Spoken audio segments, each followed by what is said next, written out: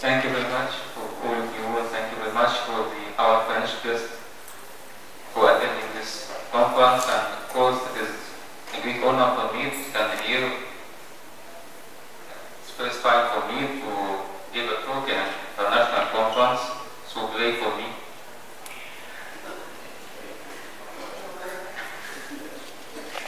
Okay. Of course, today we hear a lot of information about the cord blood stem cell separation, processing, and the transplantation. And now we want to go inside the cord blood bank and to see what is going on inside. First of all, we will give an overview of the cord blood bank in San Luis itself.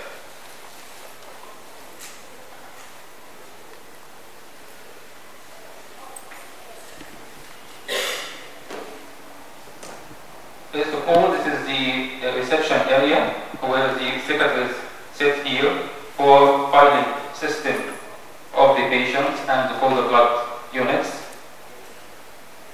Of course, when we go inside the cord blood bank, of course here we wear an overshoes.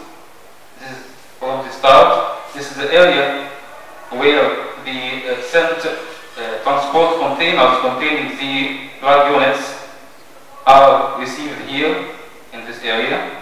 This is the transport containers containing the cord blood units sent from the maternity hospital. The cord blood bank of St. Louis received cord blood units from 5 maternity hospitals, both in Paris and surrounding areas.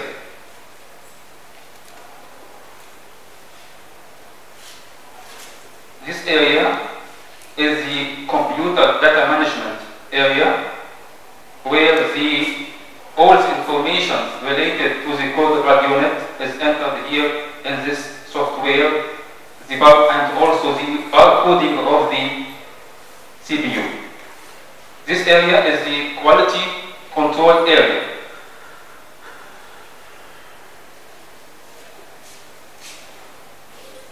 This is the quality control area, which includes 2 laboratories. Now we will enter the first laboratory. This laboratory is 2 investigations are done in this laboratory. First of all is the culture of the colony-forming unit cell and blood grouping of the cord blood also is done here. The APO and RH, major and minor APO blood groups, as well as the RH factor. This is also for the blood grouping and also for the CFU culture. This is the first lab in the quality control area. Now we will go to the second lab in the quality control area. Of course, all these labs are secured. You enter with the coding system. This area, this lab, containing a CBC, cell counter, and flow cytometry. So, in this lab, complete CBC for the cord blood is done, as well as the estimation of the CD34 positive stem cells as regards the concentration of the CD34 positive stem cells and the cell viability percentage in the cord blood unit.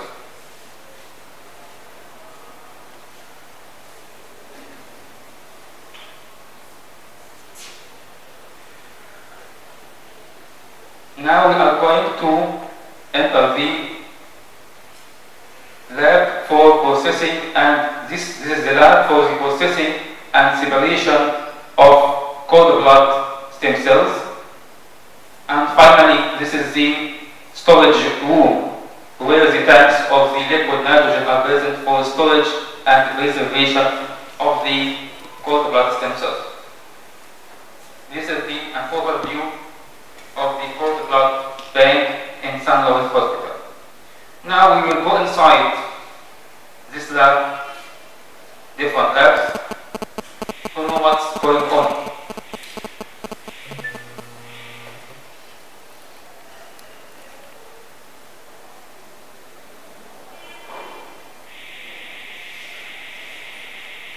We stayed for about 8 weeks in St. Louis Hospital, including 1 month in the cord blood bank, and of course we have an excellent experience in cord blood bank processing and separation of the stem cells from the cord blood sent from the maternity hospital.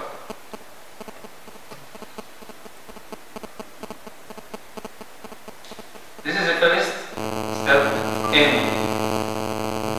First of all is the receiving the container containing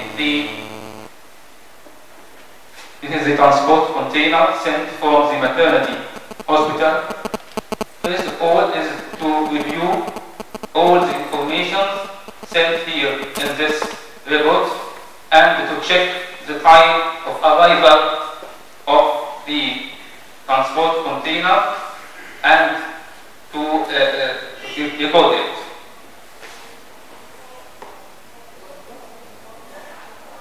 Then the transport container is completely sealed in order to avoid any contamination during the transport of the transport container. So now we make rupture of the sealing of the transport container. Inside the transport container is the cord blood unit sent from the maternity hospital. These are maternal samples of blood and also associated documents. This is about 6 to 8 samples of maternal blood. Half of them are anticoagulated and the other half without anticoagulant. The samples that are not anticoagulated, a viral screening is done for them as regards hepatitis B surface antigen, hepatitis C virus, HIV, Epstein-Barr virus, CMV, syphilis, and toxoplasma IgG and IgM. While the edited maternal blood samples is for HLA type. The associated documents sent with the cord blood unit, the most important is an informed consent from the mother that it agreed to donate the cord blood for donation, and the second part of the informed consent that it agreed that if this cord blood for any reason would be possible to be donated, is to be shifted for research purposes.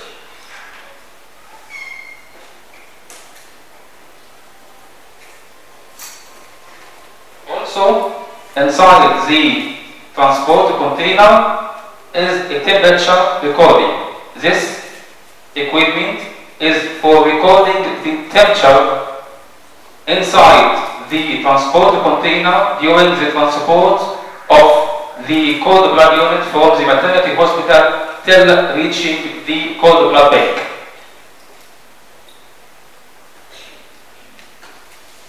After that, we will prepare a file of the cord blood unit, and this is the sheet of the barcoding or identification number given by the cord blood bank.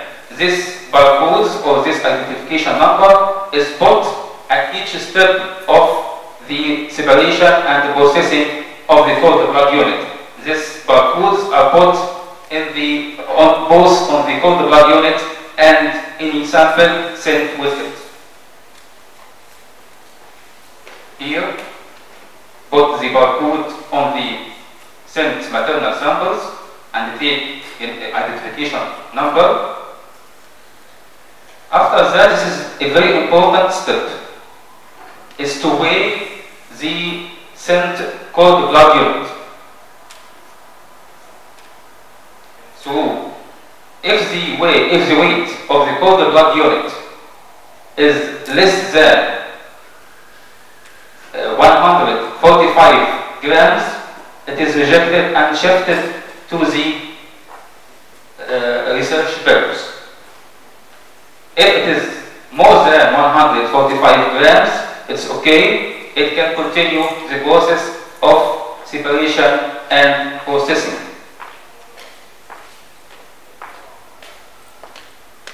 This is the computer data management of the cord blood bank, where all the information regarding as regards the cord blood unit is entered in the software in this computer data system. And here, so this computer data system, also we review, as I said before, we review the temperature curve during the transport of the cord blood unit from the maternity hospital till reaching the cord blood bank, in order to ensure that the temperature inside the transport container is not too high or too low. The suitable temperature is from 10 to 20 degrees inside the blood container, and this is an example of the temperature curve from during the transport of the cord blood unit from the maternity hospital till reaching the cord blood bank.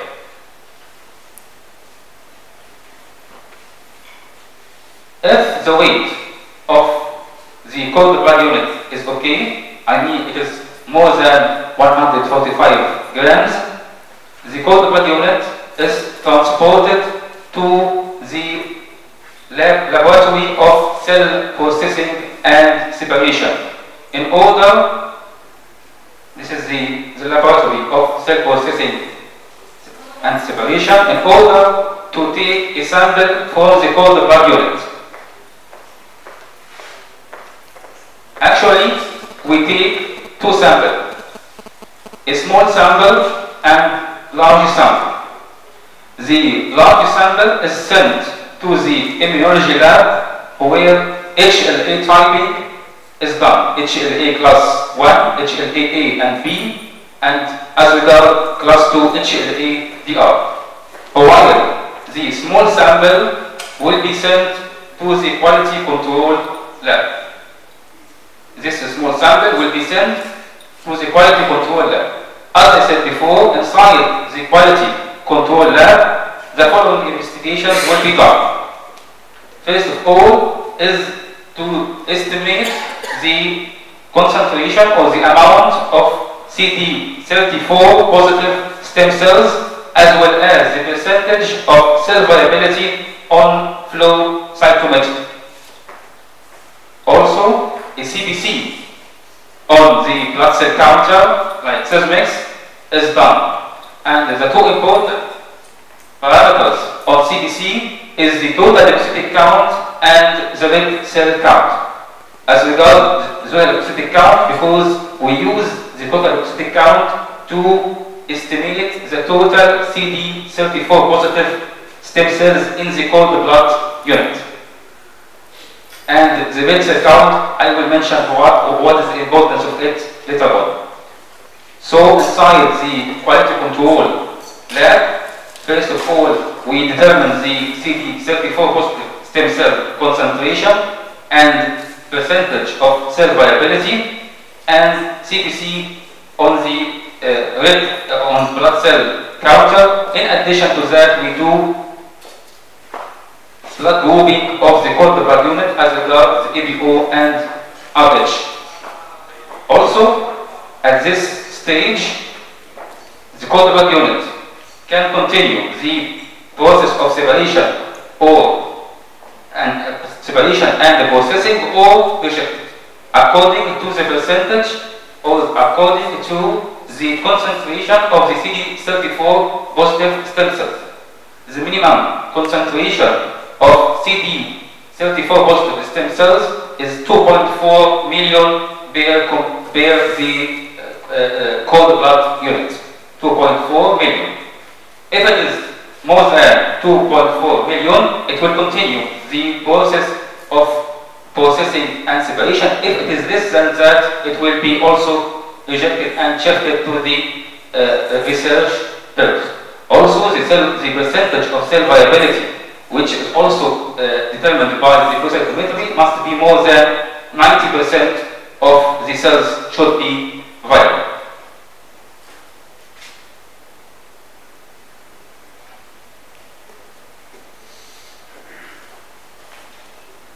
At this moment, we go to lunch and stay for 2 hours from 11 to 1 p.m. to prepare for the next step, because this area will take about 2 hours inside the lab of processing and separation. So we should take energy. Inside the laboratory of cell sorting or stem cell separation, first of all is to do what is called segmentation of the red cells inside the cord blood unit. This segmentation will help to get a better yield of CD34 stem cells inside the cord blood unit. The red cell segmentation is done through a solution called HES or HEPA starch.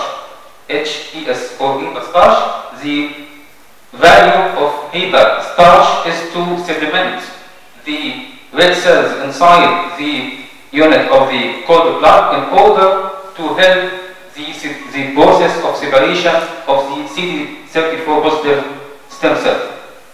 The HEPA starch, the amount of HEPA starch will depend upon the red cell count that is by the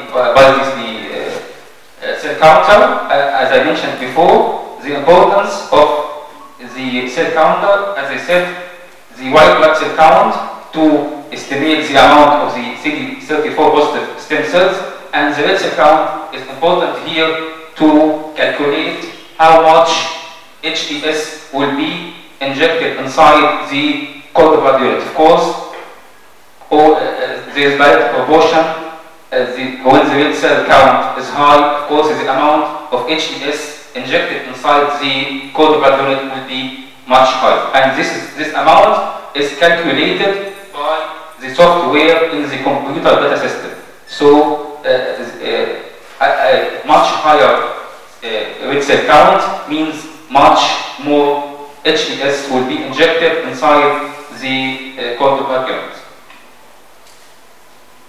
After that, we will prepare the cord blood unit for stem cell separation. This is the sterile kit of cord blood stem cell separation.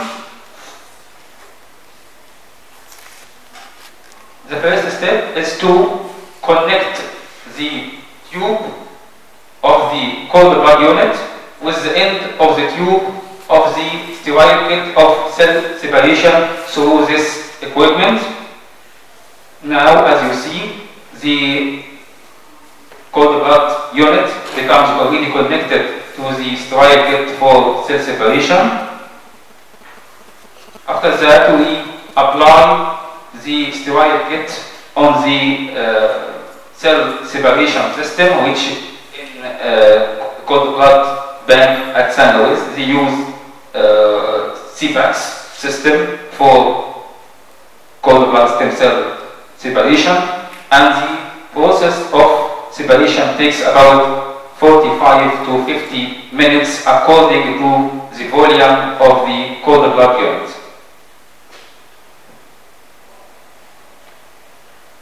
Of course, to start the process of separation, you enter your ID, you enter the barcode at the maternity hospital, you enter the barcode given at the cord blood bank, you enter also the barcode of the separation kit. This is before you start the process of separation, and now the start of separation of the cord blood. During the process of separation, during this 45 minutes, we start to prepare the cryopreservative solution mixture. This is to be added to the cord blood unit in order to preserve the stem cells during the process of freezing. The cryopreservative mixture is a mixture of DMSO, which is dimethyl sulfoxide, and another substance which is called Volivin. The value of Volivin to be added to the DMSO, because we know that DMSO is highly toxic, so it is in order to reduce the toxicity of the DMSO on the separated stem cells, we dilute it with Volivin. Volivin is used generally as an intravenous infusion therapy in order to increase the blood volume in case of shock or hypovolemia, something like that. But here it is used in order to reduce the toxic effect of DMSO on the CD34 positive stem cells. This is the Volivin, and we make mixture of DMSO and Volivin in a ratio of 1:1.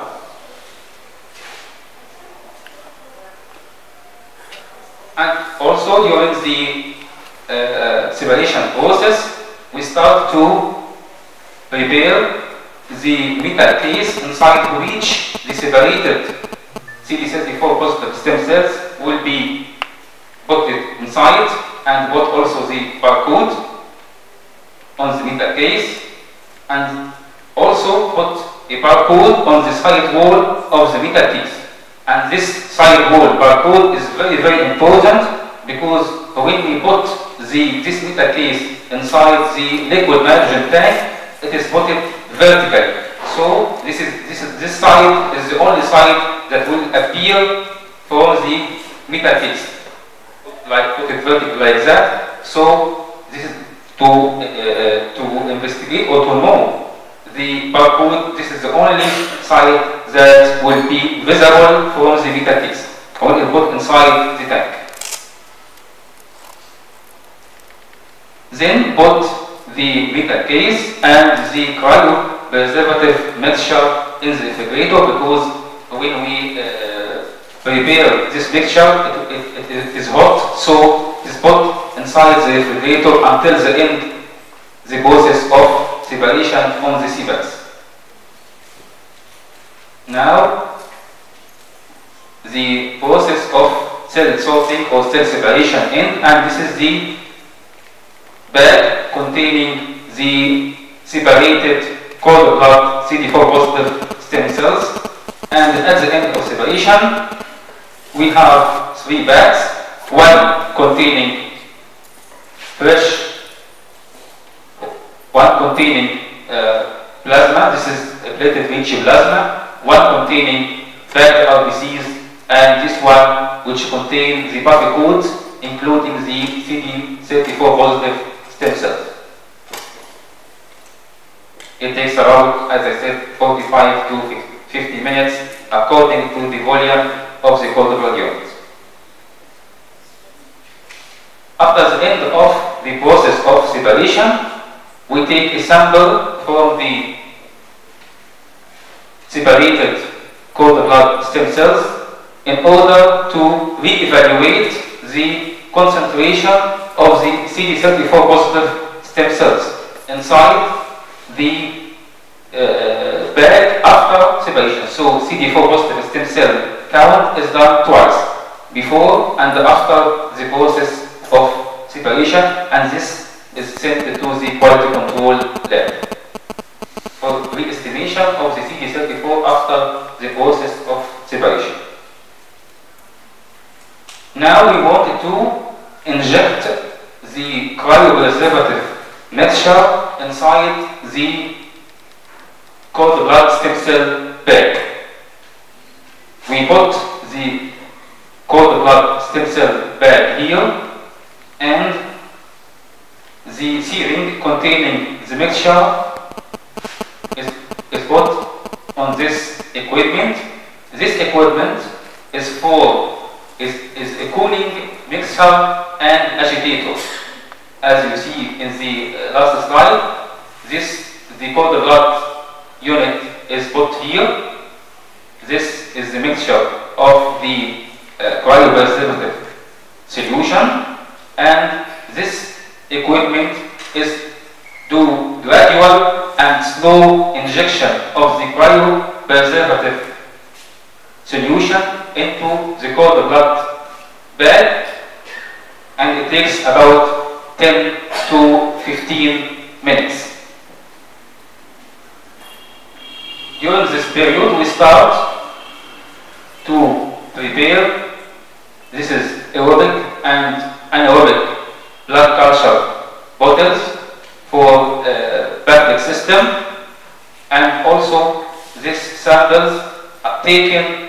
These are plasma samples taken, and also aerobic and anaerobic blood culture samples will be taken from the cord blood unit at the end, in order to ensure that there is no contamination occur during the process of separation of stem cells.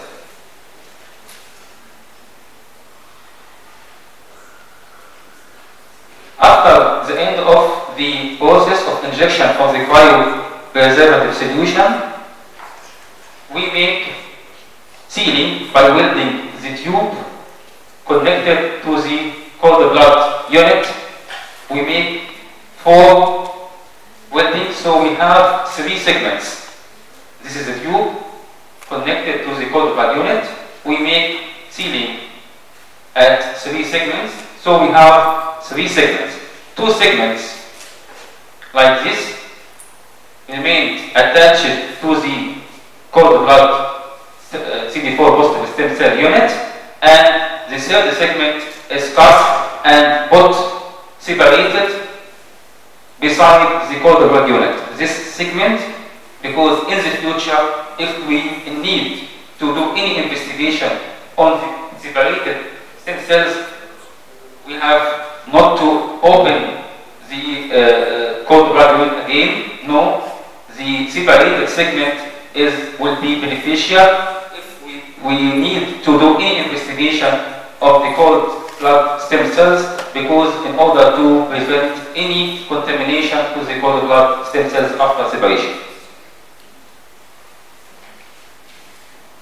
Now, the separated CD34 positive stem cell bag is put inside a protective sheath or a protective over pouch. This equipment is to seal this protective over pouch. Now, the protective over pouch over the cord blood unit is completely sealed.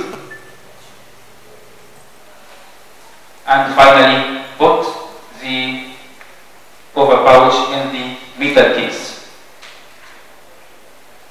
and close the metal case with a safety closure tab. Then, this is the end of work in the laboratory of cell processing and separation, and then go to the room of storage containing the liquid nitrogen tanks. First of all, but of course, we don't put the metal case containing the separated CD34 positive stem cells directly into the tanks, but we put the separated stem cells first in a freezing equipment. This freezing equipment makes freezing of the separated cord blood stem cell bag gradually and slowly in order to preserve the viability of the separated stem cells, because if we make sudden freezing, of course, it will affect or it will destroy the separated stem cells. So we make gradual and progressive freezing till reach minus 120 degrees centigrade. So this takes about half an hour. And finally, we put the metal case containing the separated cord blood stem cells inside the vapor or the vapor phase of liquid nitrogen. This is not liquid nitrogen, this is the vapor phase of liquid nitrogen at a temperature of minus 180 degrees centigrade. And this is a general view. This is the room containing the tanks of liquid nitrogen. Of course, this is the room containing a mirror and containing also an alarm like this.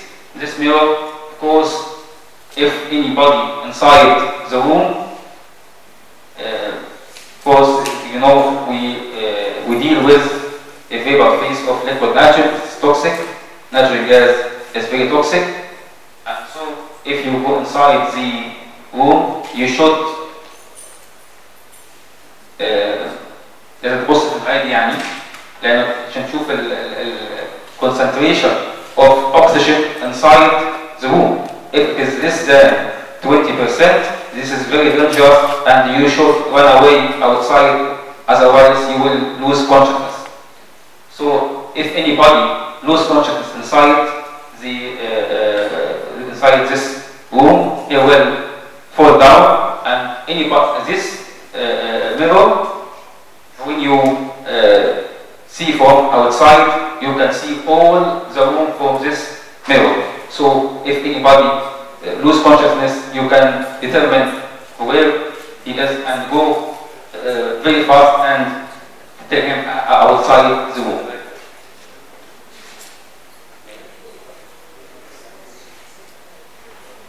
Thank you very much. We are 4 students go to the Saint-Louis Hospital. My priest colleagues, Dr. Ahmed, Dr. Sharif, and Dr. Ashraf. Thank you very much, and hope to see you again. Thank you.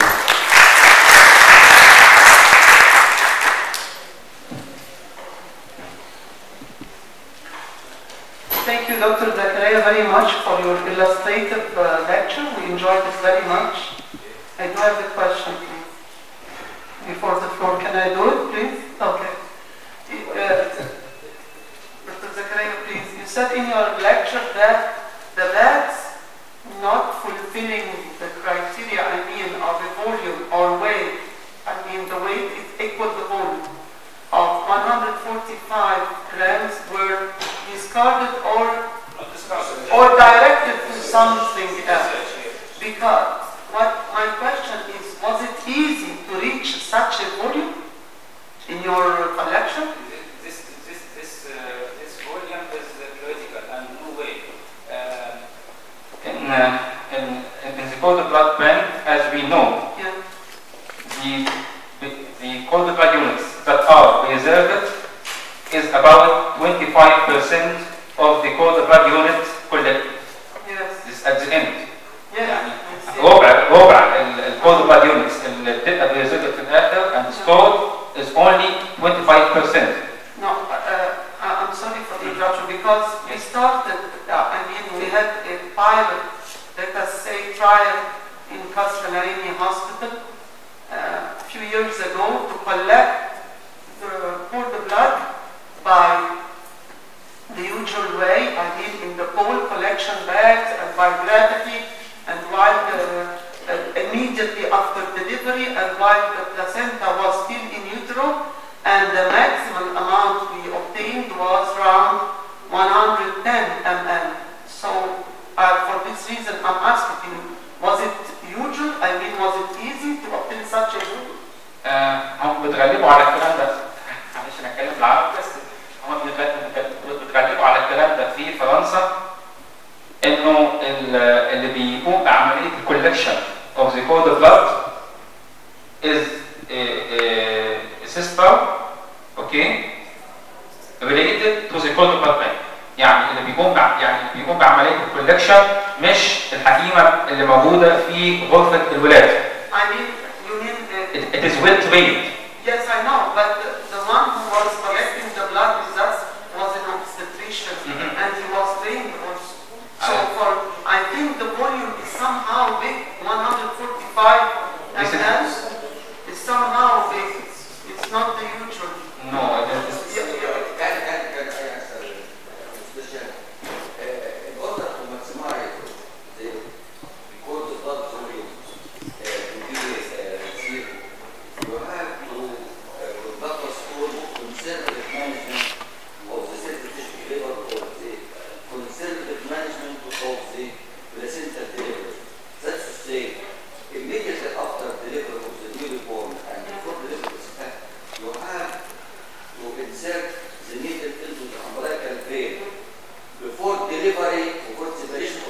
I know, I said it was still natural. We don't administrate equivalent or neutral tonic before full withdrawal of the blood from the core. Do you use any milking to other? No. Milking to help maximum volume of blood to be withdrawn from the umbilical cord.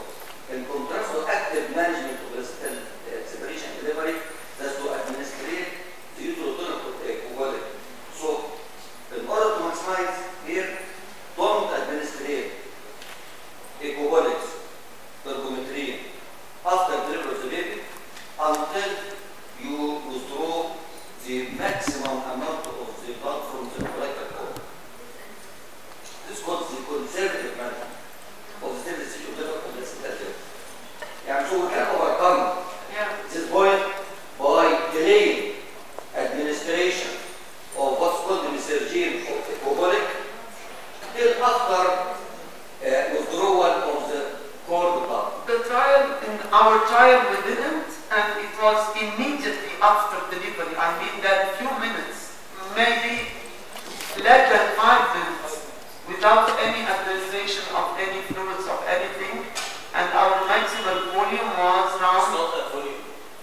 It's a weight. Excuse me, the weight equals the volume. Excuse me. Yes, excuse me, the weight equals the volume. The weight, it's known, the weight equals the volume in the bag. okay. This weight is not only the weight of the cold blood inside the cold blood bag. It's the weight of the cold blood and the fuse. The bag itself. Yes. So you have, excuse me, you have to add something that the maximal reachable amount or volume of blood will never exceed 100 frames. Never. No, I mean that because we tried 15 centers in a very meticulous way, and we obeyed all rules, and we never reached more than 120 ml inside the bag. So it's just in addition, I mean, if you are allowed me. Yeah. These are 15 centers, it's so small. It's not on the process. You can maximize the blood volume to go by delaying administration of what and by making the code toward the needle. Okay. Okay, another number. You mentioned that it is 2 regarding the CD34. Yes. 2.4 10 to the power 6 millions. I think still it's somehow high. It is 10 to the power 5. This figure, because you know the cold blood bank is accredited by the Eurocode. This figure is related to the Eurocode figures. This is not the figures of the cold blood bank. But as Professor Shah, if you allow me, I think that when it comes to cold blood, the unit must be nucleated cells, and if it is nucleated cells, it is 10 to the power 7, and if it is CD34, it's 10 to the power 5, because it's not easy to reach 10 to the power 6. this figure, I agree with you. This figure is not the same. Is not the same in every blood bank. Yeah. You but see? I mean that it's a little bit higher, Dr. Zkaria. Somehow, because if it will be one of our criteria, we are going to discard a lot or to redirect it to something else. Because 10 to the power 6 is a little bit hard. The criteria differs in, I think, in Greece, they are not doing the same, they decrease the criteria. It's not the same in Greece. And I think in Greece,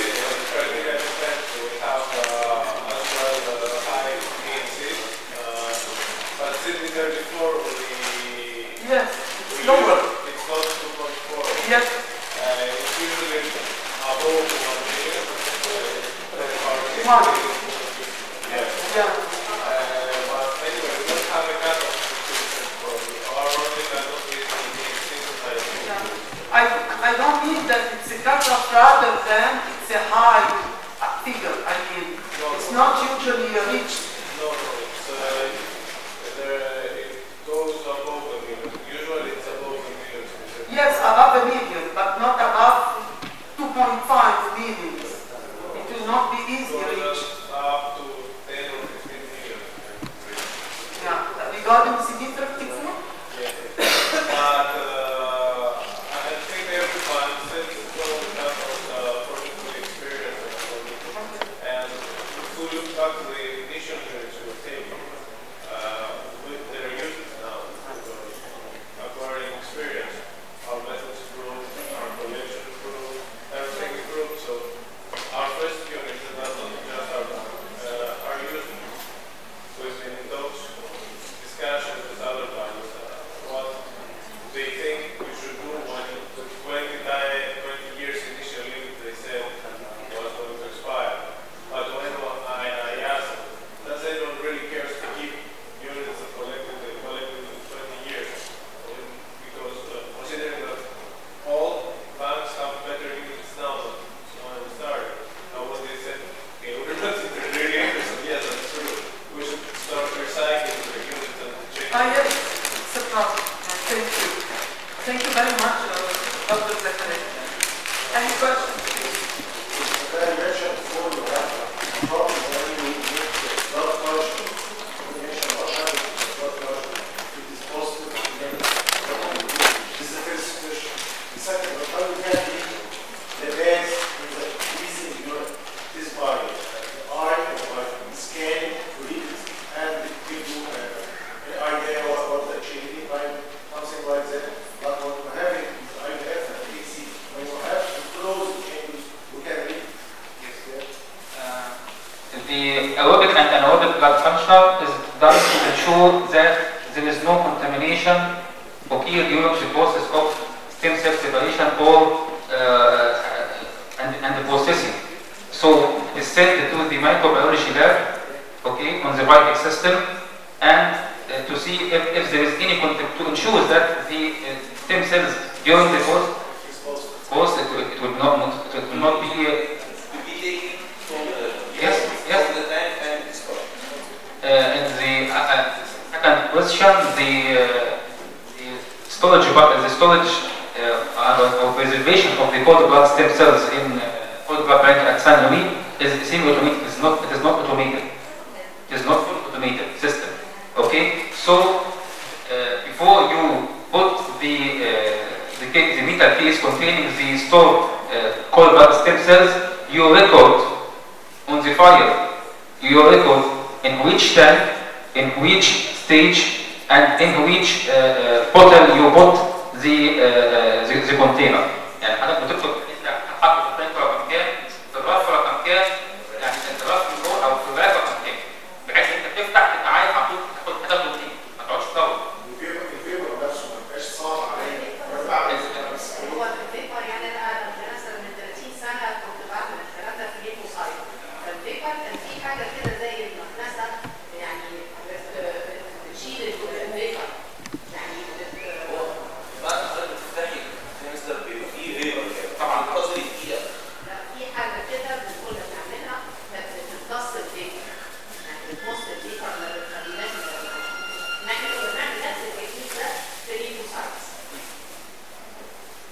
هو بس الفكره ان انت قبل ما حضرتك تحط اللي هو الميتا كيس لازم تبقى يعني قبل ما تدخل عادي هتدخل على اي تانك، بدخل على اي رف، بدخل على اي مكان بحيث ان انت بتسحب على طول الميتا كيس باقصى سرعه طبعا، لان الليكويد نيتروجين او الفيبر فيس اوف ليكويد نيتروجين توكسيك.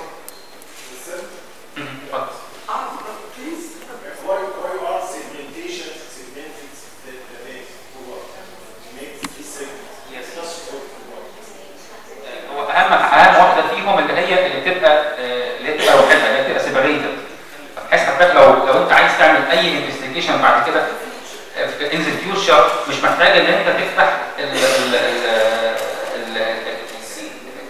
المين او المين تي 34 بوزيتيف سيبريتد ستيم سيل باك، انت تشتغل بس على الجزء اللي انت خلاص عملت له سيبريشن، هو ده بيبقى ريبريزنتيف للفول بلاد ستيم سيل باك اللي انت بتحطها،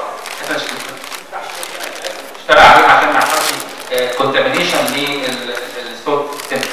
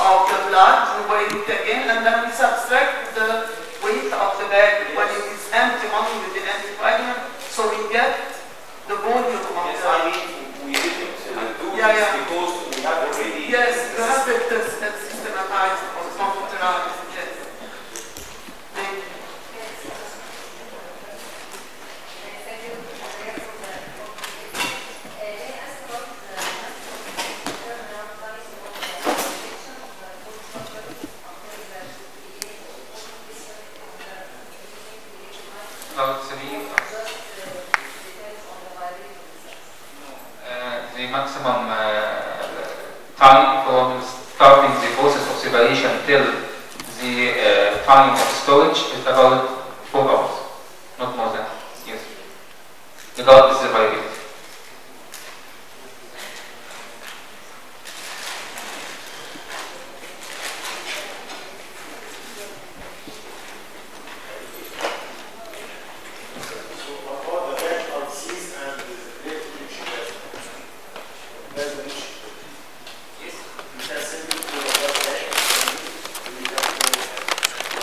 You can use it. You can use it. You take a sample from the plasma and a sample from the bagged RB cells, RBCs, and stored in the cold blood bank. And the remaining amount will be sent to the blood bank. You can use it.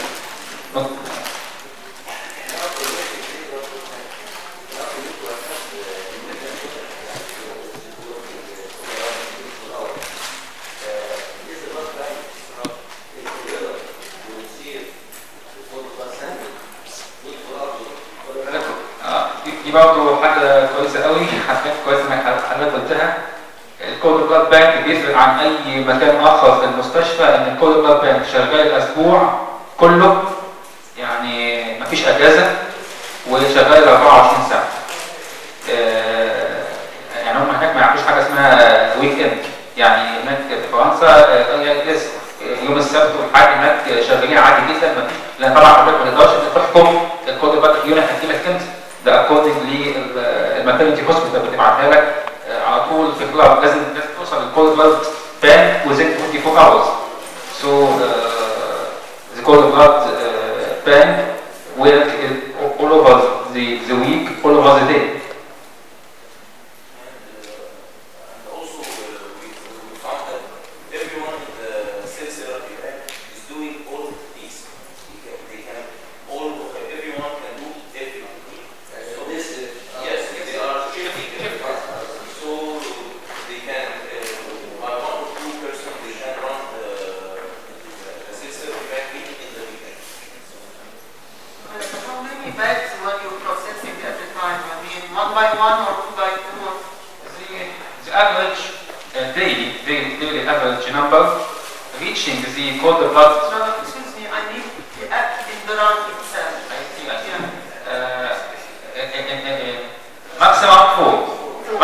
Because they have 4 machines of cell separation, so the maximum. And each one in a machine? Yes, yes, yes.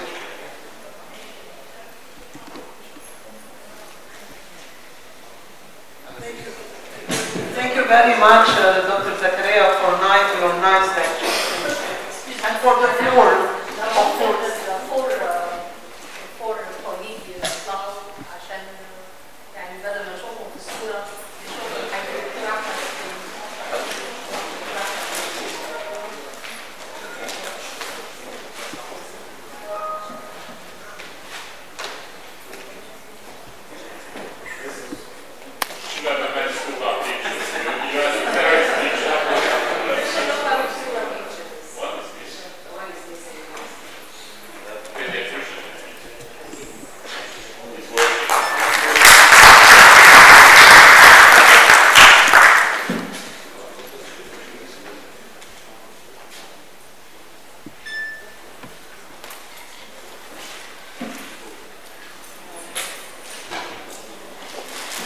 Thank you very much for this nice, extremely wonderful